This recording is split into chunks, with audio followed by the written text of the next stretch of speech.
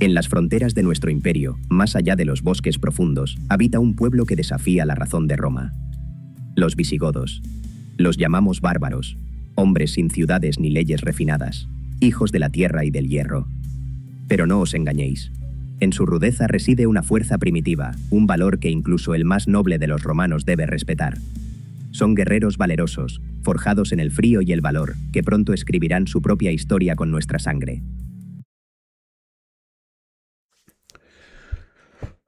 Hola, ¿qué tal? Espero que todos estéis bien. Hoy vamos a hablar por fin del tema de los visigodos de una forma más global. Para el historiador Tácito, que vivió entre el siglo I y II después de Cristo, los bárbaros tenían una serie de rasgos que se convirtieron en cliché. El aspecto rudo, el ser fieros guerreros, etc. Estos clichés también afirmaban que no les gustaba vivir en ciudad. Y como los romanos asumían que el hombre era un animal político, eso era algo degradante y propio de salvajes. Estos estereotipos se mantuvieron hasta el final del Imperio Romano de Occidente. En época de Augusto, no solo los germanos, galos y otros eran considerados bárbaros, sino también otros pueblos como los egipcios o los nubios, es decir, todos con los que Roma estaba en guerra. Sin embargo, ya en el Bajo Imperio Romano, además de las características dichas anteriormente, se les atribuía un carácter sano y campestre, fortaleza y valentía.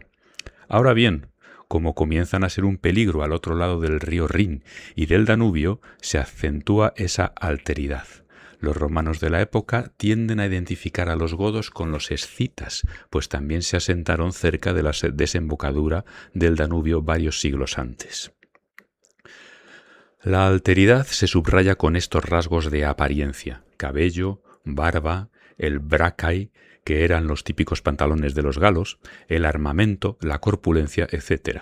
Y aparecen en multitud de representaciones iconográficas con intención de concienciar a la ciudadanía y ayudar a identificarlos. En el Imperio tardío, además, al ser cristiano, se les criticaba por su paganismo y después por su arrianismo. Aún así, los arrianos estarán algo mejor vistos porque al menos eran cristianos, y San Agustín y otros autores como Paulo Orosio les dan un aspecto más clemente, incluso tras el saqueo de Roma de 410 por el rey Alarico. También se aprovechó la invasión bárbara como oportunidad para evangelizarlos. La llegada de los visigodos. Los visigodos fueron una tribu germánica oriental y una rama de los pueblos godos. Tras desplazarse hacia el oeste, se asentaron en el Imperio Romano y posteriormente fundaron un reino independiente en la península ibérica y el sur de Francia, dominando así gran parte de Hispania hasta la invasión musulmana del año 711. Pero vamos a ver toda esta historia poco a poco y en detalle. Las primeras fuentes sobre los godos son romanas, así que lo veremos a través de esa óptica, ya que aquellos no dejaron historiografía hasta más tarde. A partir del siglo III aparecen los godos en los libros romanos, siempre en contexto de guerras y pactos. El emperador Aureliano, muerto en 275, había abandonado Dacia, y allí, en lo que hoy es Ucrania, se asentaron los godos. La frontera era el Danubio, una zona geográfica habitual de infiltraciones bárbaras. En el 376, estos godos, que eran muy diversos, llegan a un pacto con el emperador romano Valente. Los godos podían pasar al imperio como mano de obra barata para la agricultura y como tropas auxiliares, ya que Valente planeaba un ataque contra los persas sasánidas, pero los romanos no cumplen estos pactos y los godos se rebelan en la batalla de Adrianópolis en el 378. En esta, los godos, divididos en tervingios y greutungos y ayudados por los alanos y los hunos, se enfrentan al Imperio Romano de Oriente y a sus mercenarios francos. La victoria goda es decisiva. Ya están dentro del Imperio Romano de Oriente. A la muerte de Teodosio, los godos se van a aprovechar de la rivalidad entre el Imperio Romano de Occidente y el de Oriente, o entre Constantinopla y Rávena, que es donde había trasladado la capital Honorio, por ser más fácil de defender, ya que estaba rodeada de marismas. Los godos no tienen reyes, sino caudillos, pero Alarico, a finales del siglo IV, tiene capacidad de unificación sobre las tribus. Su objetivo es ser Magister Utrusque Militia, o sea, general supremo dentro del Imperio Romano. Esto no era nuevo, los romanos ya daban puestos militares a los godos mercenarios, pero Alarico pretende un puesto de mucha mayor importancia. También quiere tierras de cultivo para su pueblo y otros estipendios. Va consiguiendo pactos con Constantinopla y se asienta finalmente en Italia. Alarico saquea Roma en el año 410, pues el imperio no le garantizaba sus objetivos plenamente. El shock en Roma es tremendo. Los senadores que aún defendían el paganismo afirman que el saqueo fue causado por haberse convertido Roma al cristianismo. Agustín de Hipona contraataca con De Civitate Dei, y su discípulo Orosio, en su obra Contra los paganos, dice que no es por culpa de abandonar el paganismo, porque siempre ha habido crisis, y elaboró toda una lista de desastres romanos. Agustín, de hecho, dulcifica el saqueo afirmando que muchos godos son cristianos, lo cual era verdad, y que habían respetado las iglesias. Estos godos están en Italia poco tiempo. Alarico muere y le sucede Ataulfo, que lleva a los godos a la Galia y se casa con Gala Plaquidia, hija del emperador Teodosio. Este dato nos indica que este pueblo comenzaba a ser muy poderoso. Desde el sur de la Galia pasan a Hispania hacia el año 415, junto a otras tribus y esclavos que se les unen por el camino. Llegan a Barquino, la actual Barcelona, no por invasión, sino porque el general romano Constancio, para presionarles y tener una posición de fuerza sobre ellos y poder negociar, les bloqueó la Galia. Ataulfo muere y Balia llega a un acuerdo con Constancio para combatir contra suevos, vándalos y alanos, tribus que invadían entonces la península ibérica. Por su ayuda, los romanos les conceden un reino, el Regnum Gotorum, en el sur de la Galia y con capital en Toulouse. Sin embargo, por orden de Roma, entrarán varias veces más en la península ibérica para combatir a los rebeldes o a los suevos, que seguirán existiendo hasta el siglo VI.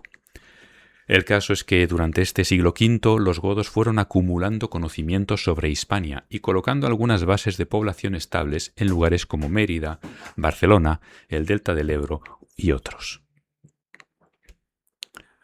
Auge y caída. En la segunda mitad del siglo V, bajo los reinados de Teodorico II y de Eurico, se dan algunos asentamientos en la península ibérica de tipo militar y estratégico, todavía inestables, pero la llegada sigue siendo continua. Es ya una amalgama de pueblos, pues están más romanizados que aquellos godos del Danubio, y además se les han unido otras tribus. Con todo, eran pocos. Se dice que entraron entre 100.000 o 200.000 godos, en comparación con los aproximadamente 6 millones de hispanos romanos que ya existían en la península ibérica. Así que tienen dos opciones, someter o pactar. En 507, los francos derrotaron a los visigodos en la batalla de Bouillé, y estos van entrando paulatinamente en España, aunque mantuvieron la Galia narborense. En el siglo VI ya se habla de visigodos en vez de godos. El reino ostrogodo de Teodorico el Grande, entre el 493 y el 526, tuteló desde Italia a los visigodos de Hispania. En la primera mitad del siglo VI, la tutela ostrogoda ha terminado. Los visigodos controlan ciertas áreas de Hispania, pero no toda, donde mantienen un gobierno frágil en el que se producen magnicidios con frecuencia, dado el carácter electivo de su monarquía. Leovigildo, rey entre 568 y 586, estabiliza el reino y le da estructura con conquistas y campañas militares muy efectivas, aunque no consiguió expulsar a los bizantinos del sureste, que habían llegado allí durante la expansión de Justiniano. Sostuvo enfrentamientos con los obispos católicos, ya que él era arriano, e incluso llegó a la guerra civil contra su hijo Hermenegildo, convertido al catolicismo. Recaredo, hermano de Hermenegildo, se puso del lado de su padre y finalmente venció a su hermano.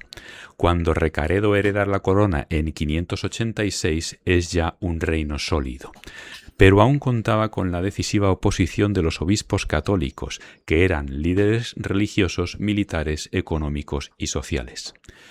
En 589, durante el Tercer Concilio de Toledo, se convirtió al catolicismo y consiguió una alianza fundamental con los obispos, pues todo el regnum es ya católico. Se produjo así la simbiosis entre Iglesia y Estado. En el siglo VII, el rey Sisebuto, que reinó entre los años 612 y 621, amigo de San Isidoro, persiguió fuertemente a los judíos, herejes y paganos, pues los obispos le reclamaban unidad religiosa. Esta animadversión hacia los judíos propiciará que, cuando se produzca la invasión musulmana, estos apoyen a los nuevos dueños, al menos al principio. El rey Suintila, cuyo reinado ocupó los años entre el 621 y el 631, consiguió por fin expulsar a los bizantinos. San Isidoro, que era muy influyente, se enfangó, sin embargo, criticando a Suintila en tiempos de su sucesor Sisebuto, cuando años antes le había ensalzado. Al final, por mucho santo y erudito que fuese, se arrimó políticamente al árbol que mejor sombra le ofrecía. En el Cuarto Concilio de Toledo, los obispos, con Isidoro al frente, dictan cómo debe de ser la sucesión. Chindasvinto, rey entre el 642 y el 653, afianzó su poder mediante la ejecución de aristócratas y pudo colocar a su hijo Recesvinto en el trono. Este publicó el Liber Iudiciorum, en el cual unificaba las distintas leyes regionales del reino, con lo que dio un gran paso hacia la unidad de los visigodos.